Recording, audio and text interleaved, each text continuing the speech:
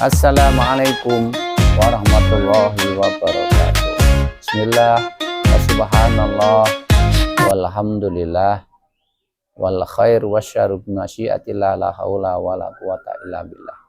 Kepada semuanya makhluk di jagat alam raya yang dirahmati Allah Subhanahu wa taala, saat ini saya akan bacakan kata mutiara hikam yang ke-136.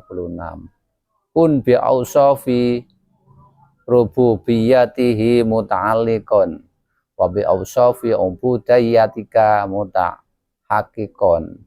Jadilah engkau dengan sifat-sifat ketuhananmu, engkau bergantung dan dengan sifat-sifat kehambaanmu menjadi nyata. Kita jika menjadikan di dalam diri kita sifat ketuhanan, maka sifat-sifat ketuhanan itu akan seperti diri kita. Sifat ketuhanan itu seperti mulia, agung, kaya, kuasa, mempunyai ilmu, dan lain-lain sifat sempurnaan yang tiada batasnya. Dan sifat-sifat kehambaan yaitu hina, fakir, lemah, bodoh, enggak punya daya kekuatan, yang sifat kurang-kurang itulah sifat kehambaan. Maka cara bergantung dengan sifat-sifat Allah yang murla itu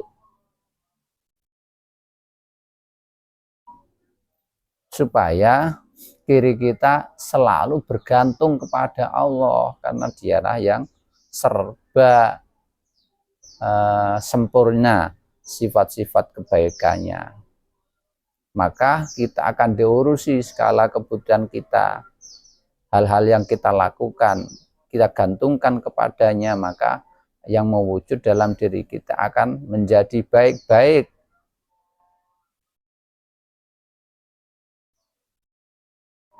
Dan tatkala kita melihat diri kita, maka kita harus melihat diri kita sebagai hamba, melihat diri kita lemah, melihat diri kita bodoh, melihat diri kita nggak mampu apa-apa.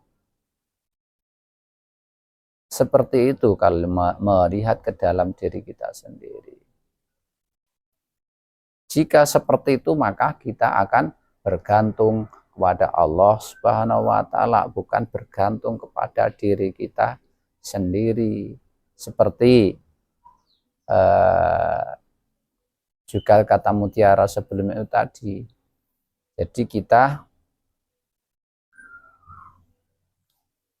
tidak menyerahkan segala sesuatu urusan itu aku yang melakukan, aku yang bisa, aku yang kuasa, dan seterusnya. Karena kita lemah. Kalau kita sandarkan kepada Allah Subhanahu wa taala, maka segala sesuatu akan menjadi sempurna karena disempurnakan. Bukan diri kita yang melakukan, yang serba kekurangan dan serba cacat. Jadi antara dualisme kita bersandar kepada Allah terhadap sifat-sifat kebaikan, apa yang akan kita lakukan, dan dalam sisi lain kita melihat diri kita yang serba kekurangan dan tidak menyandarkan segala sesuatu terhadap diri kita. Dan itu pun metodologi ke arah situ diajarkan di Thariqah Naqsabandiyah Khalidiyah Nusantara. Metodologinya yang awal awalnya dibaiat, ditanamkan nur rohani di dalam dirinya. Nur rohani itu dari sisi Allah Subhanahu wa Ta'ala. Jadi dia berhubungan dengan Allah lewat situ, sifat ketuhanan. Kemudian diajari zikir. Setelah itu suluk, ubudiyah. Ubudiyah ini menghambakan diri kepada Allah Subhanahu wa Ta'ala. Dan jika sudah terbiasa melakukan praktek itu, selanjutnya akan menjadi segala sesuatu orientasinya disandarkan kepada Allah Subhanahu wa Ta'ala dan melihat dirinya itu lemah, tiada apa-apanya, la haula wala quwata illa billah, tiada daya dan upaya kecuali mendapat pertolongan Allah. Itulah prakteknya, bukan hanya teoritis belaka yang diomongkan mulut tapi tidak bisa dilakukan.